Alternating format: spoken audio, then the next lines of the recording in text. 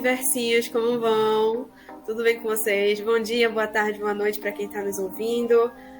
Quem fala aqui é Luana, né, uma apresentadora dos outros episódios. Espero que vocês tenham gostado, que vocês tenham comentários a adicionar, enfim, espero que tenham gostado do nosso último episódio, que foi sobre psicologia do esporte. E aí, nesse episódio, vamos falar sobre janeiro branco, né? O que seria esse janeiro branco, que é para falar sobre saúde mental, sobre uma perspectiva de saúde a nível social, a nível de apoio psicológico, de acolhimento, e o que seria isso, né, exatamente. Para vocês, vou passar antes de falar um pouco mais sobre isso, vou passar a bola para Anthony, que é o nosso outro apresentador. Olá, pessoal! Sejam todos bem-vindos ao Psiversinhos. Peguem o seu café, se estiver andando pela casa, aumente o som e venha. Se aproveite do nosso diálogo hoje sobre o Janeiro Branco, que vocês vão ficar chocados que a gente hoje está com uma convidada incrível.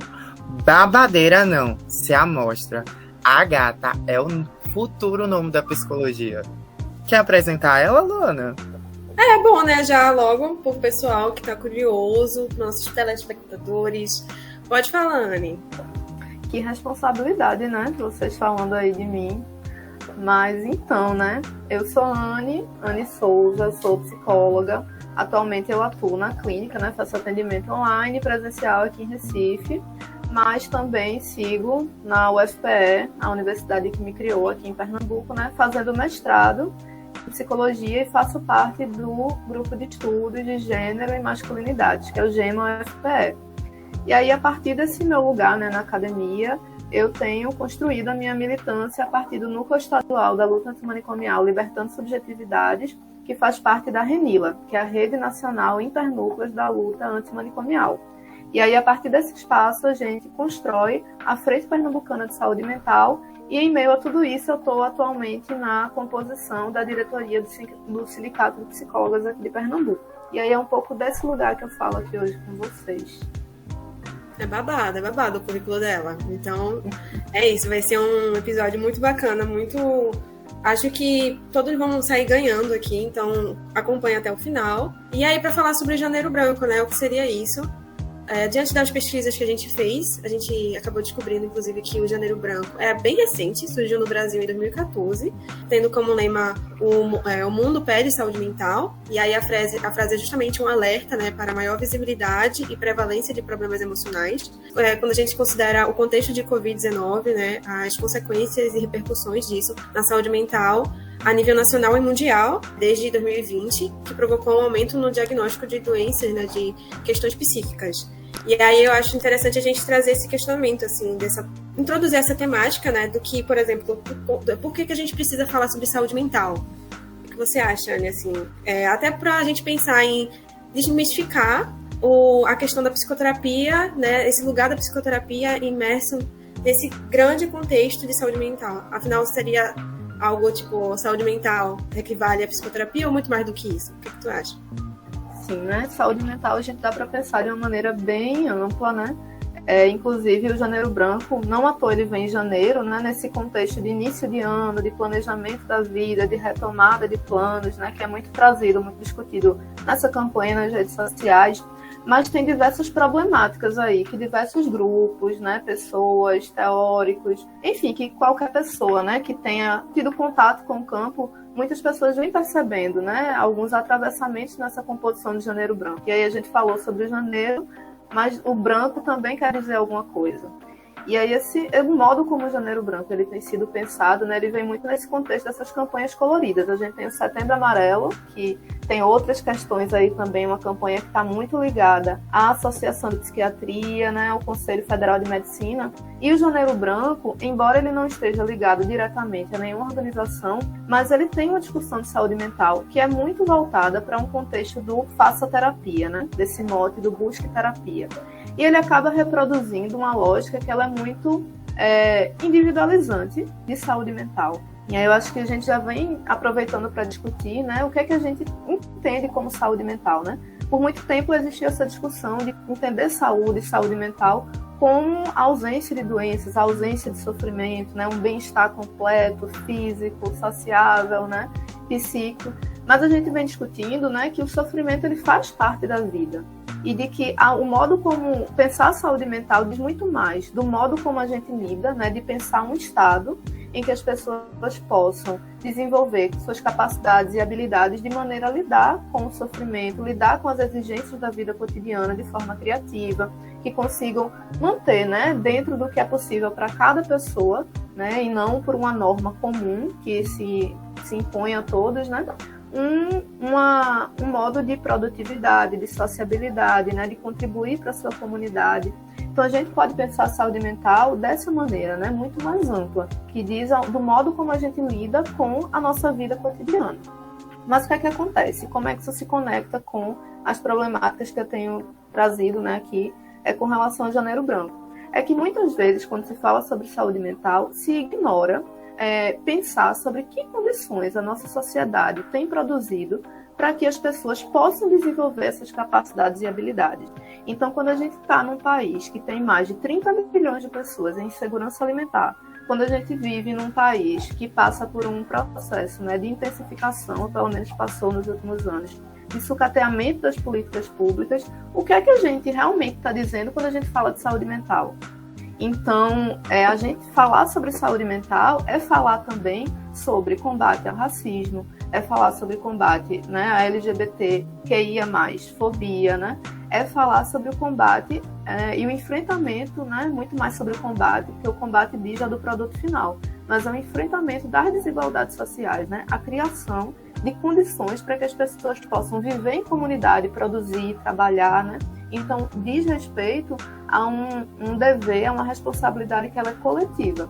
E muitas vezes, quando a gente vê esse debate do Janeiro Branco, não se fala sobre políticas públicas, não se fala sobre fortalecimento do SUS, da rede de atenção psicossocial, né, aos impactos na saúde mental das pessoas negras, pobres, periféricas do nosso país, né, das pessoas com deficiência. Então, é um discurso que ele fica muitas vezes romantizado, num tom mercadológico, individualizante, e aí o branco também não vem à toa. O branco vem como um apagamento das diferenças, né, e venda de um produto que se diz neutro, mas que é ideológico. Então, essas são algumas questões com relação ao Janeiro Branco e que tem muito a ver com o modo que a gente pensa a saúde mental. Eu acho muito bacana o teu posicionamento, super concordo. E me lembra uma frase muito típica da nossa sociedade, que eu acho que muitas vezes é utilizado como aporte e respaldo para justificar essa ótica. É que o pobre, ele é mais feliz, sabe? E aí é um discurso que a gente escuta muito, que o dinheiro não traz felicidade. Eu cresci muito escutando a música de Floribela. Sou pobre em ouro, sou pobre em tudo, mas o que adianta ter dinheiro se não pode comprar amigos nem estrelas? Mas a falta de dinheiro, ela implica também em acesso à saúde, né? Ela implica na saúde de uma forma geral, mas tira o sono do sujeito, tira o direito à alimentação. E aí, eu gostaria de classificar e resumir, que tu falou super bem, é que a saúde mental, em nossa sociedade, ela aparece como um privilégio. Privilégio daquele que é branco, como o próprio nome diz, Janeiro Branco, e daquele que possui o capital. Afinal, até para ter acesso aos profissionais que são responsáveis por essas áreas, a gente sabe que muitas vezes não chega, sabe? Eu conheço diversos casos que mães, para ter acesso ao filho, né, a movimentos psicoterápicos, teve que entrar no conselho tutelar, sabe? Que é um direito que era só você ir num postinho e ali conseguir de uma maneira fácil. E aí a gente vê que falar sobre saúde mental implica em falar sobre democratizar esse acesso para as pessoas que são marginalizadas todo o momento, não só em janeiro, mas de janeiro a dezembro. É uma reflexão para o ano todo, né? Eu acho que um ponto importante que você traz na sua fala é quando você diz que do modo como se apresenta na nossa sociedade tem sido um privilégio.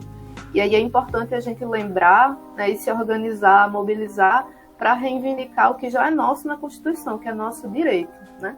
E de que pensar a democratização, né, do acesso à saúde mental, envolve também políticas públicas com relação ao combate à fome, à assistência social, né? Quando a gente fala da universidade, a assistência estudantil, né? Como é que vai ter saúde mental, né? Como é que o estudante vai ter saúde mental se transportando muitas vezes de uma cidade super longe, né? Pegando um transporte cedo, sem acesso a um restaurante universitário, sem uma política, né, de assistência que crie condições para que ele possa estar na universidade se dedicando. E em meio a tudo isso ainda vem fortemente uma lógica meritocrática, né? De que é cada um por si, tudo que você alcança é sua própria responsabilidade, quando cada pessoa parte de lugares diferentes. Então, democratização, né, precisa a gente pensar o acesso, mas também acesso ao quê, né? Então, a gente precisa fortalecer a política, né, e ampliar o acesso e o acolhimento, né, para toda a população. Com certeza. Eu super concordo. Acho que é essencial a gente ter esse posicionamento. Acho que as próprias escolas já deviam trazer esse tipo de conteúdo, sabe, de ementa mesmo, curricular, para a gente poder compreender até nosso lugar enquanto cidadãos, né? Compreender nosso lugar, nosso direito de se posicionar, né? Até esse conhecimento legal, assim, legislativo, como é fundamental a gente saber nossos próprios direitos a partir de decretos, a partir da própria Constituição, sabe? E aí, eu vou até pulando umas perguntas que eu acho que faz muito sentido com o momento agora, é que, considerando ainda esse contexto, né, estamos em Janeiro Branco, a gente fez essa até comparação do Setembro Amarelo com o Janeiro Branco, porque acaba que o discurso do Setembro Amarelo, que é a prevenção ao suicídio, é muito assim, algo muito daquele mês e depois esquece tudo, políticas públicas de assistência, de acolhimento, o próprio CVV, que é tão importante, né, ainda assim, você vê que é muito difícil ter contato com os profissionais das pessoas de lá, esse acolhimento. Então, ainda existe essa falta, essa escassa mobilização, essa escassa infraestrutura realmente sólida, que realmente abarque as necessidades do público, das minorias sociais, da sociedade em si. E aí, a pergunta que eu faço é que, enfim, não é uma temática que se esgota tão facilmente, muito menos um episódio de podcast. E aí, eu queria saber qual seria o nosso papel enquanto estudantes profissionais da área, né, de psicologia, por exemplo, nessa pauta, né? Quais seriam as estratégias que podemos adotar no sentido de mobilização a fim de mudanças institucionais e estruturais? Porque eu acho que o discurso, ele ainda assim é muito lindo, né? A gente fala bacana, assim, mas como é que a gente pode fazer, como a gente pode se movimentar no nosso cotidiano e tentar buscar, de fato, essas mudanças na prática? Então, né, tem uma frase que eu sempre lembro nesses momentos, né, de pensar estratégia, pensar saída, é de que não existe saída individual para um problema que é coletivo.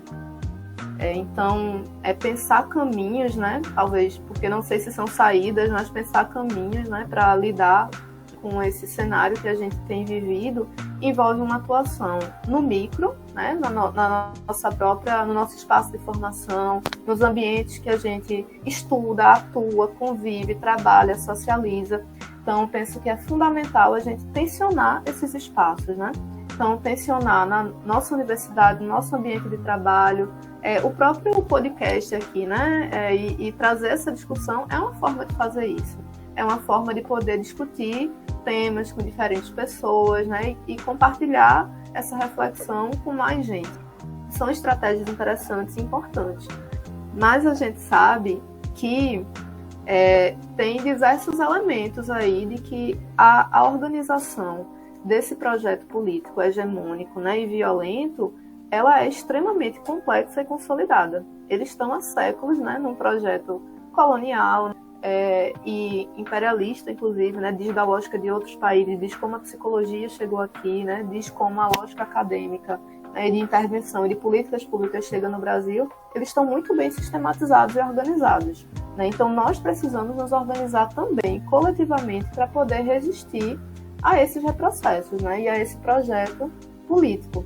Então, considero que é fundamental que a gente possa se organizar em coletivos, entidades, existe um movimento estudantil, né, espaço de diretório acadêmico e de outras formas de organização dentro da universidade em que é possível lutar por assistência estudantil, em que é possível lutar, né, por uma formação, um currículo, né, que dê conta, não sei se dá para dar conta, para esgotar, mas um currículo que possa partir das necessidades concretas da nossa população, né, que possa refletir sobre isso.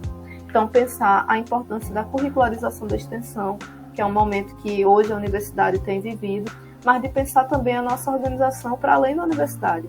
A organização profissional nos espaços de sindicato, nos espaços da luta antimanicomial, como alguns dos que eu participo, aqui a nível nacional e a nível local, Então, a partir dessa organização coletiva, por mais intenso que seja também, né, as demandas de um outro trabalho, que é um trabalho coletivo constante, é uma tarefa de vida, mas também traz um aconchego de se perceber coletivo, sabe? De não se sentir só, de perceber, né, de olhar para o lado e ver que tem outras pessoas com você nesse processo, uma luta que vai além de nós, mas que cada conquista faz uma grande diferença, como a gente tem visto nos últimos anos.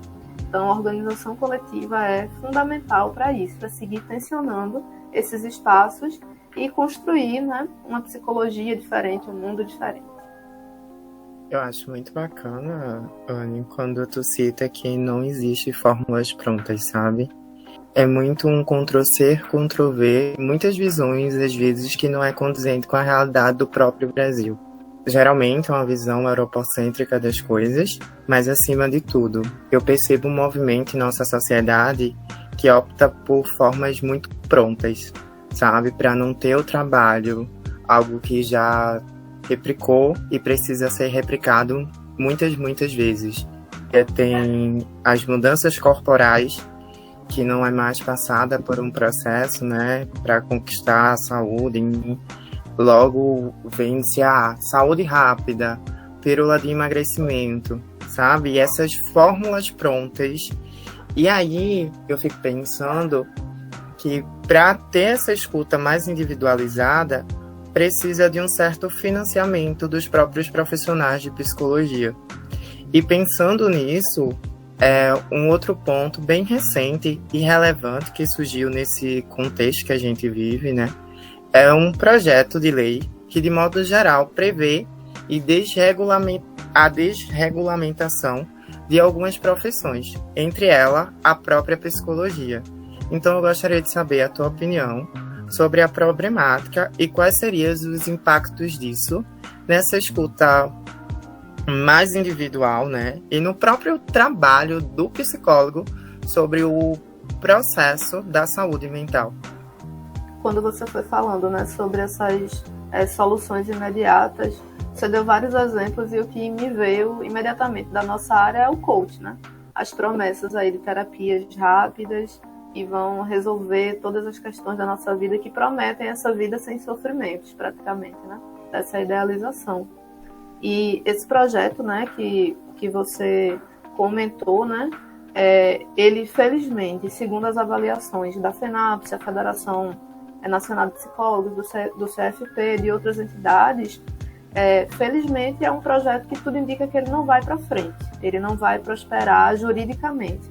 Ele tem várias inconsistências, várias questões relacionadas que trariam impactos gigantescos, que acho que é um pouco do que a gente vai falar aqui também, mas o fato dele existir, dele ser proposto, dele estar colocado lá e dele vir a tramitar, porque ele não está em tramitação no momento, né, porque está de recesso, a Câmara está em recesso, só volta em fevereiro.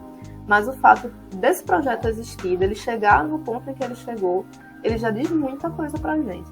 Ao mesmo tempo que ele é um sinal, ele também é um alerta sobre o cenário que a gente tem vivido, mas também sobre quais as forças, né, que a gente tem nessa disputa. Como é que a gente tem se organizado nessa disputa. Uma certa fragilidade, inclusive, da nossa organização. E aí, veja, ele é um projeto que ele é extremamente problemático. Por quê?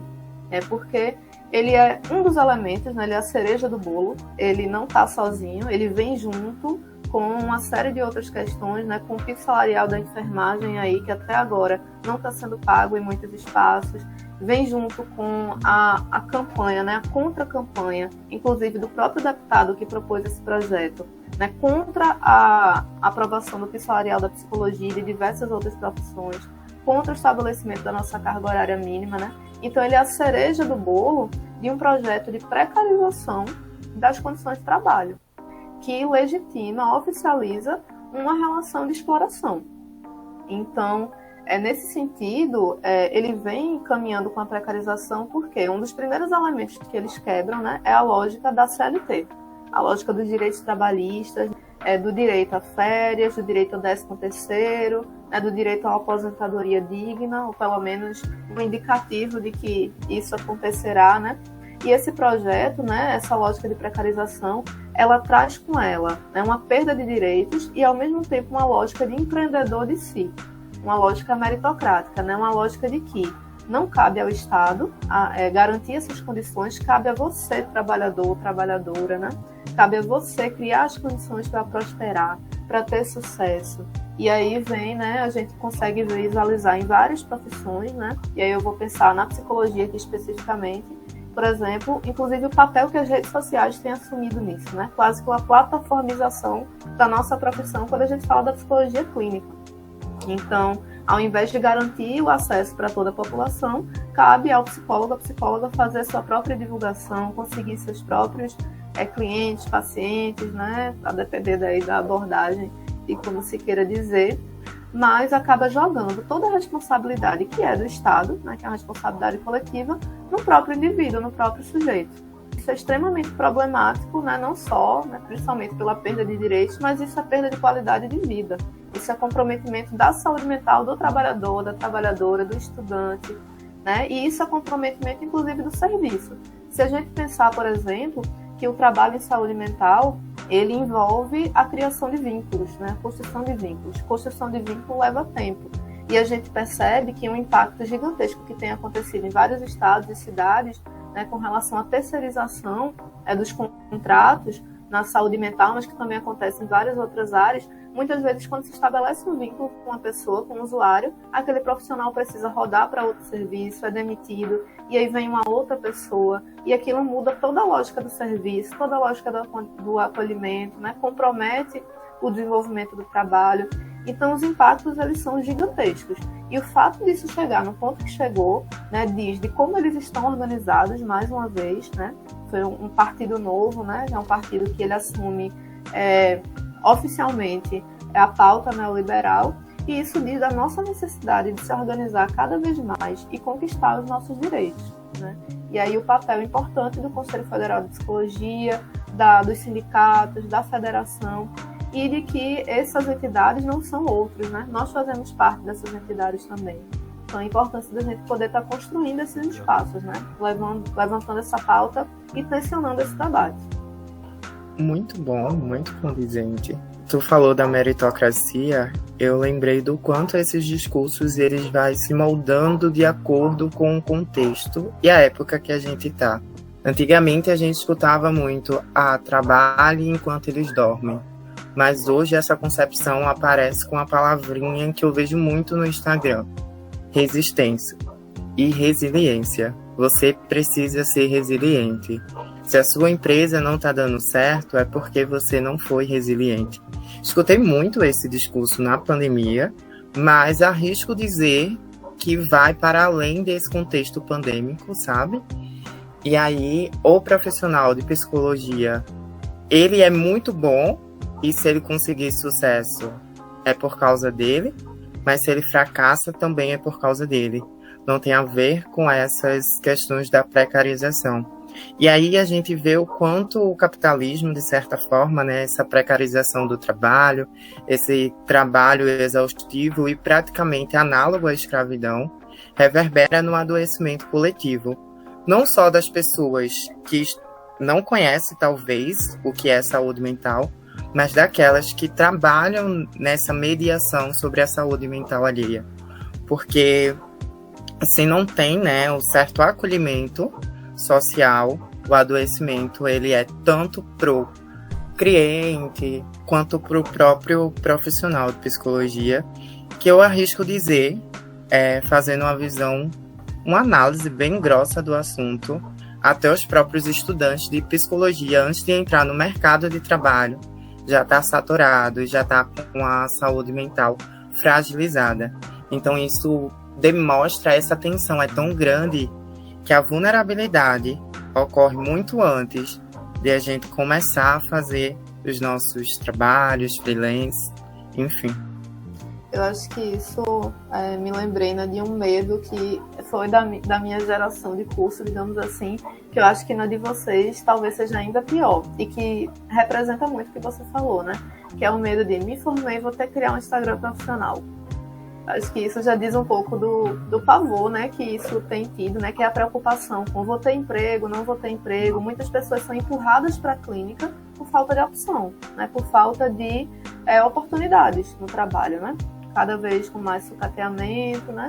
É uma formação que muitas vezes é precária em vários lugares e que tem crescido bastante. Então, enfim, né? São vários elementos aí de uma ideologia mesmo, neoliberal, que vai desde a música da Floribela, né? Até o medo durante a graduação, após a graduação, né? Nesses discursos, essas pequenas palavrinhas que vão dizendo tanta coisa pra gente, né? E gerando sofrimento. Com certeza. Para quem acompanha o Psiverso, né, que é o nosso podcast, justamente com esse intuito de tornar mais acessível esse material, essa troca, né, esse diálogo com diversos outros profissionais, com diversas outras perspectivas da psicologia, né, dentro da psicologia, que eu acho que até a própria psicologia, às vezes, a gente não tem acesso a outras abordagens, a outras áreas. Isso se torna até nosso próprio trabalho, até a nossa própria perspectiva sobre nós, sobre nossa função, sobre nossas habilidades mesmo, sabe? Estamos ocupando esse espaço e para que nos servimos, sabe?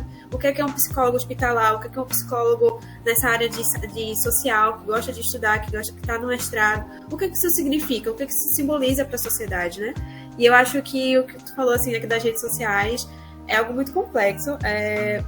Falando da questão, né, do Psiverso, a gente somos um grupo na mesma sala, praticamente, no 8º período, então já estamos finalizando o curso, já estamos na reta final, e a gente se pega se vendo ao mesmo tempo.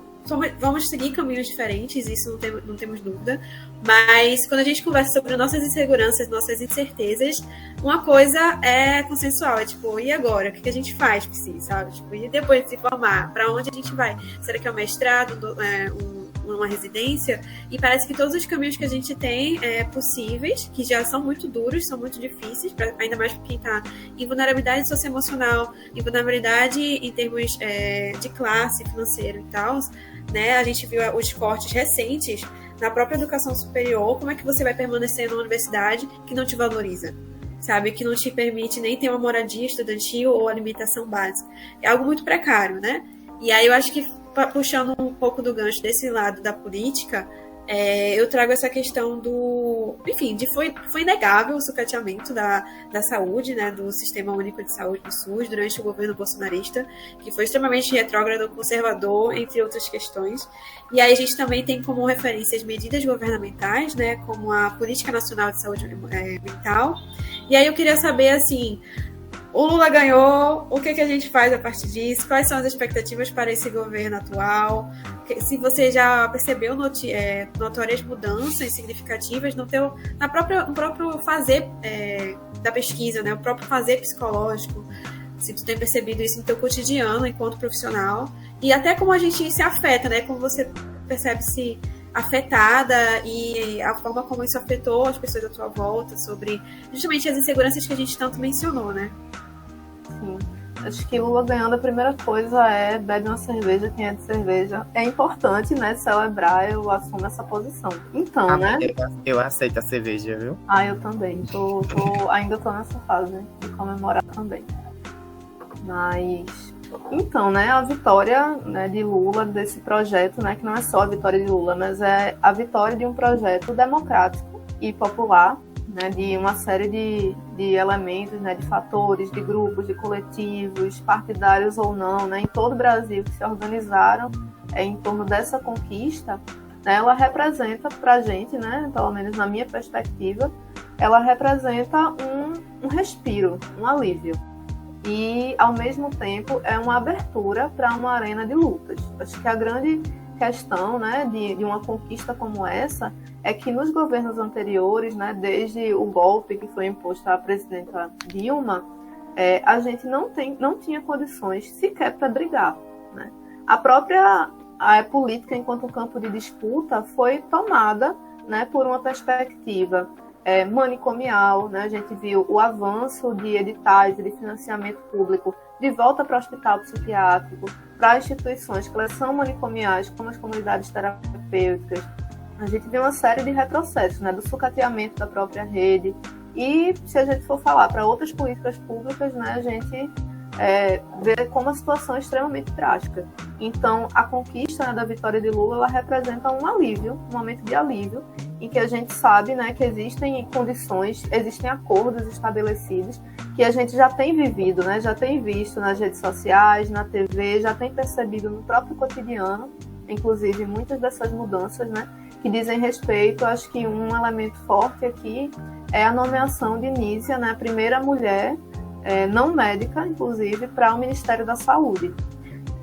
Então, a gente tem uma série de ministérios, né, de equidade racial, né, a gente tem uma primeira ministra indígena comprometida, né, com as pautas históricas da luta das populações indígenas. Então, a gente tem uma série de indicativos aí de revogações de portarias, de decretos, que comprometiam, né, esse orçamento. Um fundamental, né, a revogação da Emenda Constitucional 95, que ficou conhecida como PEC da Morte, que coloca um teto de investimentos em saúde e educação, né, que não é corte e gasto, porque saúde e educação não é gasto, é investimento.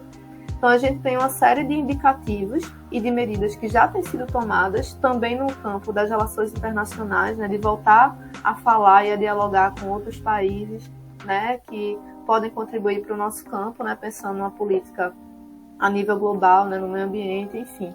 Que a gente já tem vivido, né, muitos desses avanços e desses indicativos. Mas, ao mesmo tempo, a gente sabe, né, a gente tem visto, e a história de governança do Partido dos Trabalhadores no Brasil mostra que a política, né, de Lula, a política que tem se estabelecido nessa frente ampla, né, ampla até demais, muitas vezes, é uma política que ela é pautada pela conciliação de classes. Então, para conseguir avançar em determinados campos, né, em bandeiras que não se abrem mão, acaba rifando, né, colocando como moeda de troca outras pautas que são históricas dos trabalhadores do nosso país.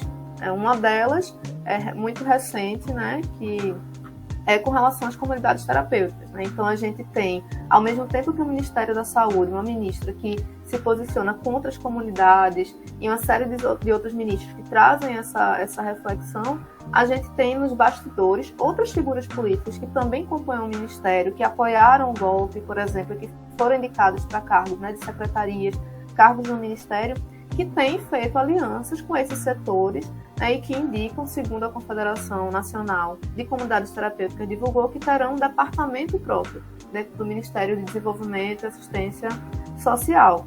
Então, é um governo, né, uma gestão, e a expectativa é essa, de que cada vez mais se intensifiquem as contradições. E que são contradições não apenas do PT, são as contradições do nosso país, né? A contradição da realidade de um sistema capitalista, né, de uma política econômica neoliberal. E que esse governo acaba sendo o palco, né, cria o cenário em que, ao mesmo tempo que essas propostas, né, essas posições ganham força por um lado, mas também dá condições para que a gente possa brigar, né? Condições que elas são muito inferiores, então a gente entende que a expectativa é essa, de que seja uma verdadeira arena de luta, então isso nos exige cada vez mais organização, mobilização, né? A gente respira aliviado por um lado, mas segue no alerta por outro, né? Para que a gente possa avançar. Então é importante lembrar que a política de saúde mental, como você começou falando, ela não caiu do céu, né? Não foi um presente do pós-ditadura. Essas conquistas não são um presente de Lula, elas são fruto da luta dos trabalhadores e das trabalhadoras do nosso país. E não vai ser diferente daqui para frente. E a expectativa vai nesse caminho. Eu super concordo, Anne. Acho que é um ponto crucial, até para a gente continuar com esse pensamento crítico, porque não é... Lula ganhou, muito feliz, mas isso não significa que os pensamentos bolsonaristas ou os antigos pensamentos, eles acabaram com a derrota de Bolsonaro. Pelo contrário, a gente vê esses movimentos ainda massivamente acontecendo. E se brincar, pior do que os momentos eleitorais. Então, sempre bom, em alguns momentos, a gente tá com essa criticidade alerta, para que a gente não venha descansar e deixar que o lobo venha dominar e o retrocesso ele continue ou seja intensificado. E aí lembrar, que eu acho que é um ponto importante, que o fascismo, né, o bolsonarismo, nesse caso, ele é a expressão do capitalismo quando ele se vê ameaçado. Eles não são tão diferentes assim. Então, abrir oportunidades para que projetos neoliberais, que mesmo que não sejam tão extremistas à primeira vista como o projeto bolsonarista, eles consigam ter espaço, eles consigam passar as suas pautas, né, com uma suposta neutralidade, isso é extremamente problemático. A gente pode colher, né, a história mostra que quando a gente abre brecha, a gente colhe frutos terríveis mais para frente, né? O fascismo, ele dá as suas caras. E ele nada mais é do que essa expressão do capitalismo ameaçador e violenta, né? Que extingue de vez qualquer possibilidade de diversidade, diálogo, abertura. Com certeza. Inclusive, eu acho que essa compreensão, conhecer os movimentos históricos, os movimentos coletivos, enfim, é tão fundamental até para nós, enfim, estudantes de futuros profissionais. Acho que a maioria dos nossos ouvintes são estudantes de psicologia, querendo ou não. Então, acho que é fundamental. Acho que a gente até chegou num ponto assim, do podcast para a gente trazer até mesmo conceitos fundamentais e realmente entender, por exemplo, o que é uma reforma psiquiátrica, o que foi a luta antimanicomial e como isso reverbera ainda em lutas e movimentos atuais. Como isso ainda é extremamente atual, apesar de, ano passado, se não me engano, acho que fez uma comemoração de 35 anos de luta. Então, assim, algo muito recente, a gente vê uma sociedade lutando, tentando conquistar os direitos que são nossos, né? Enfim, a própria Constituição deixar isso muito claro, mas ao mesmo tempo, na prática, você conseguir, por exemplo, um medicamento, um serviço, um acolhimento psicológico, né, em lugares como a farmácia do estado de Pernambuco, né, enfim, que é o estado que a gente está, é difícil, é bem complexo. A própria burocracia, esse movimento farmacêutico, né, de você pode, em vez de terapia, psicoterapia ou de outros processos terapêuticos, como as práticas integrativas, enfim, dependendo de cada circunstância, é claro, mas é só tomar um dipirona, sabe? E será que isso não é uma banalização do nosso processo enquanto estudantes, enquanto acadêmicos, sabe? Isso não banaliza ou mesmo precariza, né, o porquê que a gente está lutando, sabe, por isso? Acho que isso pelo menos me deixa muito frustrada e ao mesmo tempo fragilizada sobre o que fazer a partir disso, né? E aí eu queria saber sobre esses conceitos, o que tu poderia trazer como reflexões, como esses aspectos se relacionam nesse cenário de saúde mental, né, que a gente está. Isso se conecta com o que Antônio já estava falando de uma perspectiva imediatista, né? A medicalização da vida, né? Então, sentiu alguma coisa, toma dipirona, né? Não está muito bem, vem um ansiolítico, vem um antidepressivo, vem um calmante, não é? E quando a gente fala de reforma psiquiátrica, né, de luta antimanicomial, a gente está falando justamente de uma perspectiva crítica sobre esses modos em que a nossa sociedade historicamente tem lidado com as diferenças e chamado algumas diferenças de loucura. E dá diversos nomes para elas, né? Mas a lógica é sempre a mesma. É uma lógica de exclusão e de violência para o que é diferente. E aí se usa argumentos morais, argumentos religiosos, argumentos do campo da medicina, né, que serviam muitas vezes com esse objetivo.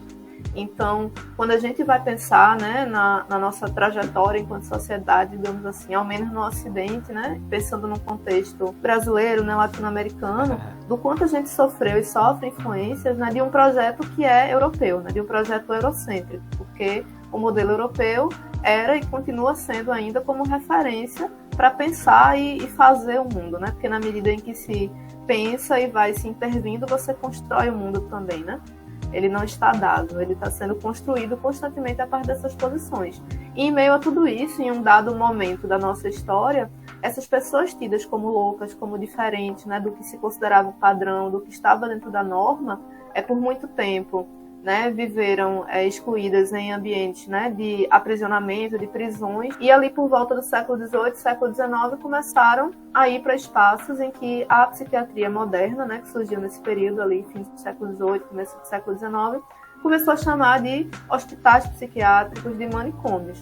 Então a loucura, ela sai das ruas, ela sai do lugar do misticismo, da religiosidade, e ela passa a ser entendida como algo que precisa ser aprisionado em um lugar específico. E aí a gente vê que não é uma lógica de cuidado, é uma lógica de proteção dos sãos daqueles que são loucos, né? E esse modelo, ele veio para o Brasil com força. A gente tem aqui, inclusive, pensando em recomendações de livros, né, e de filmes, documentários, tem o conhecido Holocausto Brasileiro, né, de Daniela Ardê, que é uma jornalista, que traz um pouco do contexto ali do Hospital Colônia de Barbacena, em Minas Gerais, né, que era um hospital que chegou a ter milhares de pessoas e que reproduzia muita violência, né? Então, iam para lá pessoas em situação de rua, pessoas que faziam uso abusivo ou não de álcool e outras drogas, né? Por ser considerado diferente, já era encaminhado para aquele lugar. Mulheres, comunistas, né? Todas as pessoas perseguidas no contexto da ditadura.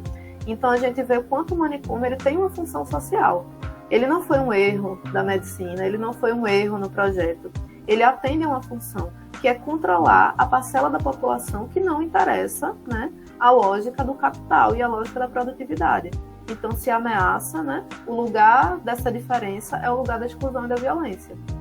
E aí é quando ali por volta da década de 60, de 70, começa a se questionar esse tipo de modelo, né, essa compreensão. E a gente tem uma série de questionamentos e críticas a esse modelo manicomial, né, ao redor do mundo. E aí destaco, né, impossível não falar de Basaglia, Franco Basaglia, que era um psiquiatra, filiado ao Partido Comunista, italiano, e que promoveu, né, junto com uma grande equipe, uma grande experiência de abertura desses espaços. Lá na Itália também é importante a gente destacar a experiência de Franz Fanon, que foi um psiquiatra martinicano, e ele discutia um ponto importante que Basaglia não explorou, né, que diz de um outro lugar que Basaglia não ocupava, né, mas que diz da experiência de uma pessoa negra em um país que foi colonizado. Então, será que pensar a saúde mental e as nossas estratégias são as mesmas que quem vive lá na Europa, quem vive lá na Itália, né? O modo como isso se deu aqui foi muito particular. E Fanon, ele pôde explorar isso, né? Em meio a uma situação também de experimentar outras possibilidades. E aí, a partir de todas essas experiências e de todas as denúncias que vinham sendo feitas aqui no Brasil, a partir dos manicômios, né, da nossa realidade aqui no país, no contexto de fim da ditadura, de redemocratização, é que trabalhadores, trabalhadoras, usuários puderam se organizar, né, aquela palavrinha que eu venho repetindo aqui, da organização, quando a gente vai ver de perto.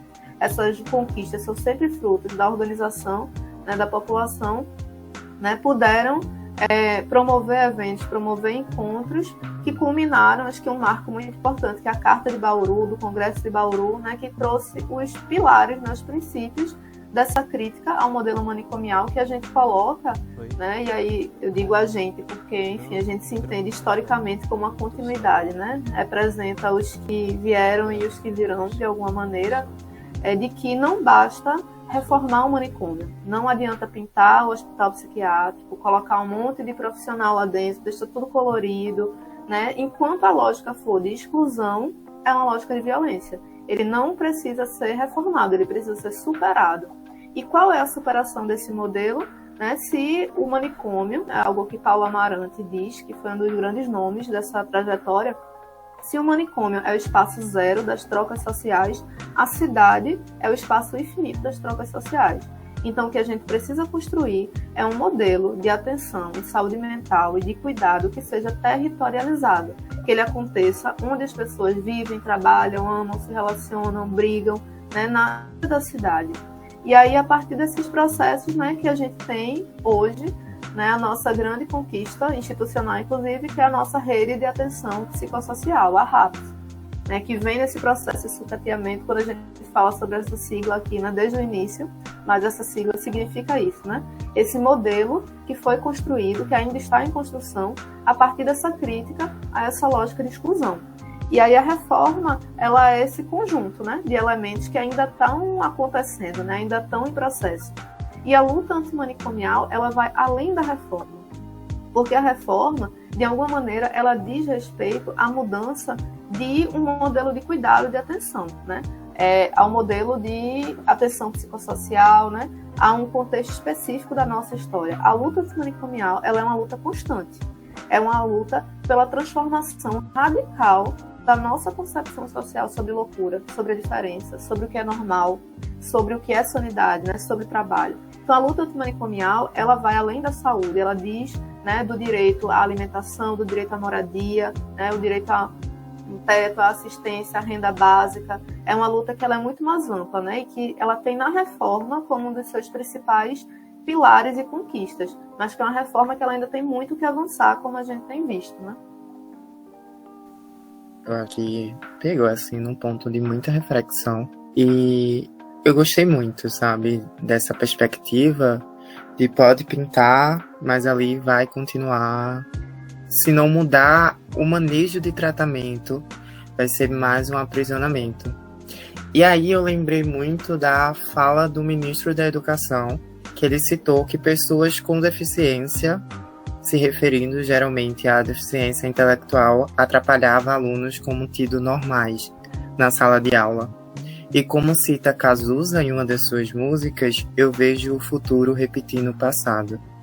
E aí, essa ótica de asilar, de afastar o indivíduo, de segregar, seja com o nome de hospício ou de escolas especiais, continua aprisionando a sua subjetividade e a sua diferença.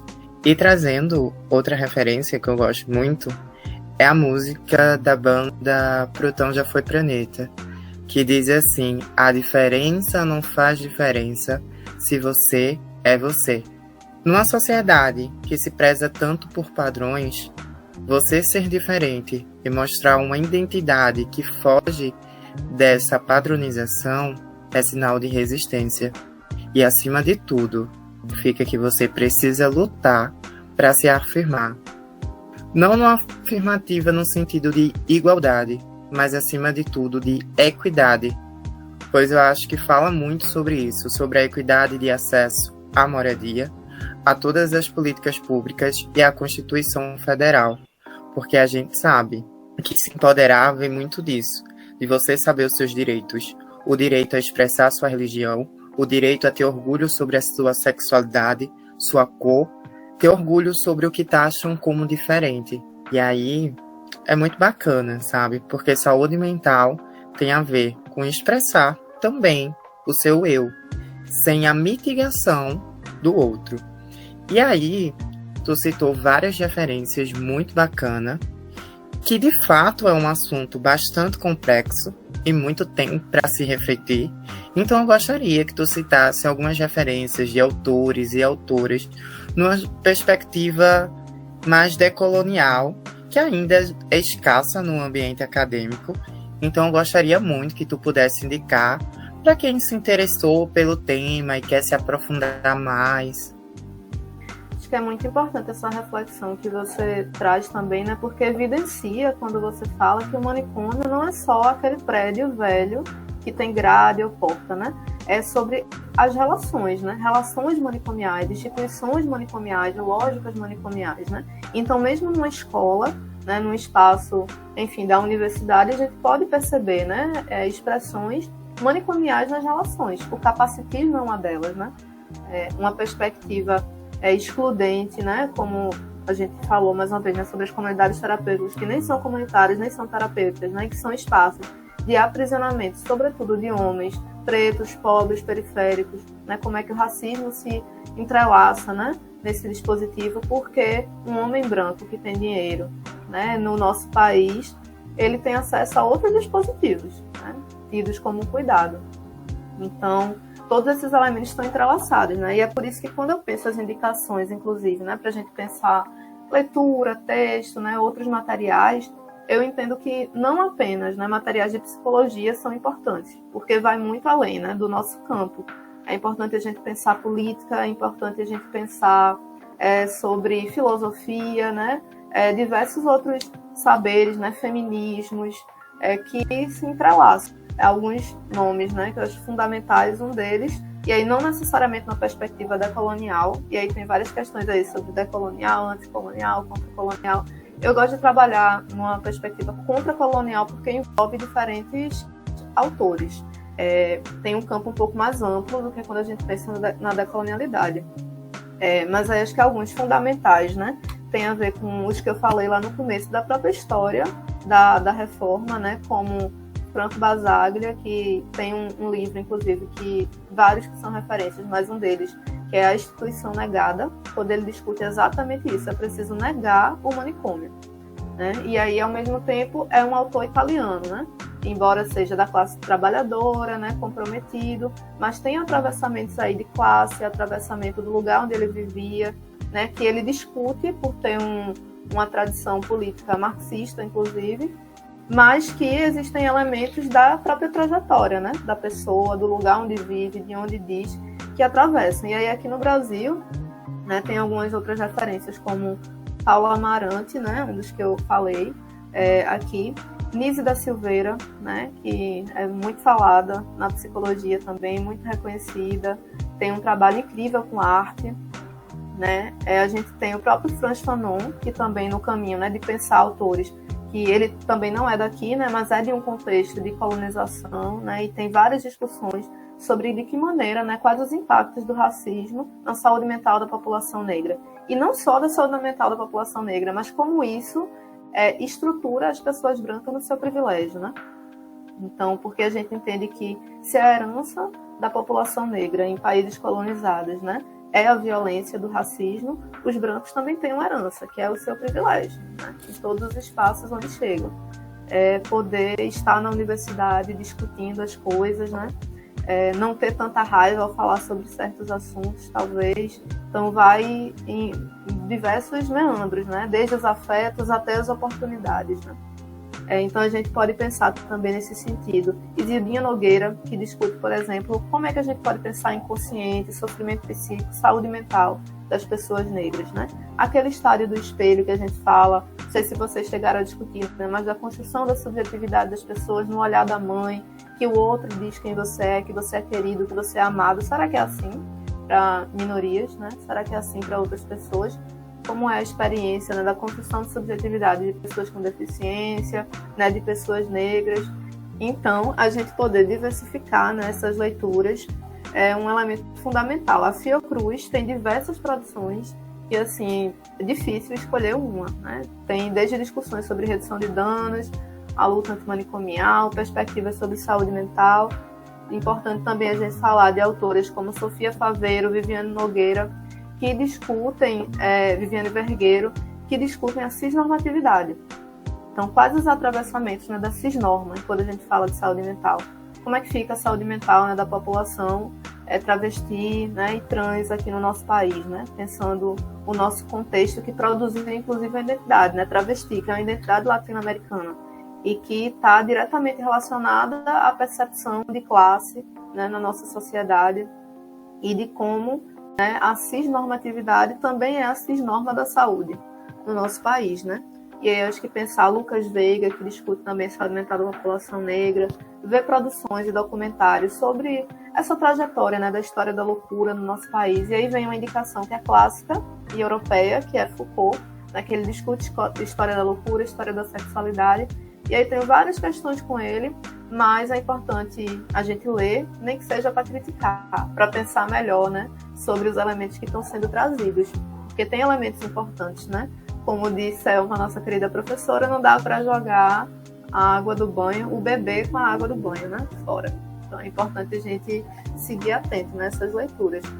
E destacar também Martim Baró, que é de El Salvador, também não é aqui do Brasil, né, mas que também está nesse contexto, era psicólogo, né, fazia uma discussão muito importante sobre a construção da psicologia latino-americana.